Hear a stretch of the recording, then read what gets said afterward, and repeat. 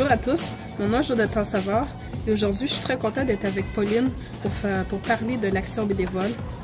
Quelles sont vos motivations à faire de l'action bénévole?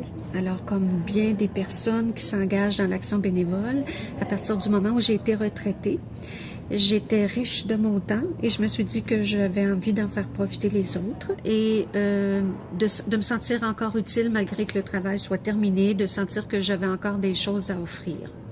Tout le monde n'a pas les mêmes motivations de faire du bénévolat. Parfois, mettons à part les retraités là, qui ont du temps, imagine un père, une mère de famille qui a envie de s'impliquer dans les loisirs de ses enfants, dans les loisirs, que ce soit sportifs ou artistiques. C'est un autre domaine où on peut s'investir aussi. Donc, il n'y a pas que le temps à offrir, il y a le désir d'accompagner ses enfants, d'être utile à un groupe sportif ou peu importe. Il y a plein de motivations. Il y en a une autre à laquelle je pense. C'est les personnes qui se sentent seules, qui sont un peu isolées, qui vivent seules, dont la famille n'est pas nécessairement très près, et ils ont le désir d'être en contact avec d'autres personnes. Donc, ça les amène à faire du bénévolat aussi. Quels sont les endroits, les services qu'il y a de l'action bénévole dedans, mais qu'on n'y pense pas, qu'on se dit « Ah, moi, je pensais pas qu'il y avait des bénévoles derrière ça. » Ben, je suis persuadée qu'il y a plusieurs endroits où des gens seraient surpris d'apprendre effectivement que ce sont des bénévoles. Je dois dire que je suis assez au courant, moi, dans la région, de ce qui est offert. Je me suis informée. Mais il arrive encore. Il m'est arrivé, c'est-à-dire que je constate avec surprise que c'était des bénévoles.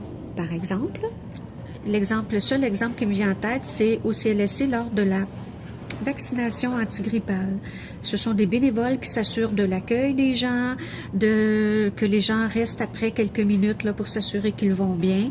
Ce ne sont pas des employés du CLSC qui font ça, ce sont des personnes bénévoles. En terminant, comment choisir le type de bénévolat qu'on fait? Parce qu'on s'entend, il y a vraiment une multitude de possibilités, on peut faire un peu de tout. Comment choisir?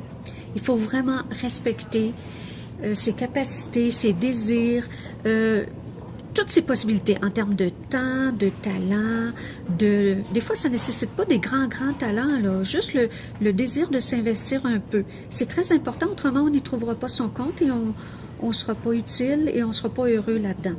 Donc il faut choisir quelque chose qui nous convient et qui va convenir à la personne à qui on va l'offrir.